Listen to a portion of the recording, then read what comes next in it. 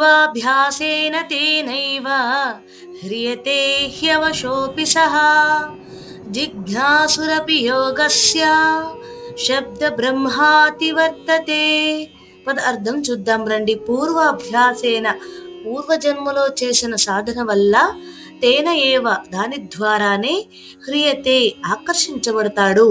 హి నిజముగా అవశః అపి తనకు తెలియకుండానే సహ అతడు జిజ్ఞాసు తెలుసుకోవాలనే తపన కలిగిన వాడు అపి కూడా యోగస్య యోగం గురించి శబ్ద బ్రహ్మ వేదాలలోని కర్మకాండ అతివర్తతే దాటిపోతాడు. ఇప్పుడు తాత్పర్యం చూద్దాం రండి. కృష్ణుడు చెప్తున్నాడు, అర్జున గత జన్మలో చేసిన యోగ సాధన శక్తి ఎంత గొప్పదో ఇప్పుడు విను.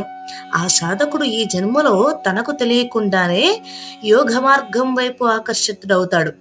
ఎవరు బలవంతం చేయకపోయినా అతని హృదయం సహజంగానే భగవంతుని వైపు, ధ్యానం వైపు, సత్యాన్వేషణ వైపు నడుస్తుంది. ఎందుకంటే గత జన్మలో చేసిన అభ్యాసం అతని అంతరంగంలో సంస్కారంగా నిలిచి ఉంటుంది. అర్జున, యోగం యొక్క నిజమైన తత్వాన్ని తెలుసుకోవాలనే కోరిక కలిగిన వాడు క్రమంగా కేవలం బాహ్య కర్మలకే పరిమితం కాకుండా వాటి అంతరార్థాన్ని గ్రహించే స్థితికి చేరుకుంటాడు. అతని లక్ష్యం కర్మలను చేయడం మాత్రమే కాదు, పరమ సత్యాన్ని తెలుసుకుని నన్ను చేరుకోవడమే అవుతుంది అని కృష్ణుడు అర్జునుడికి అలాగే మనకి కూడా తెలియజేస్తున్నారు. హరే కృష్ణ.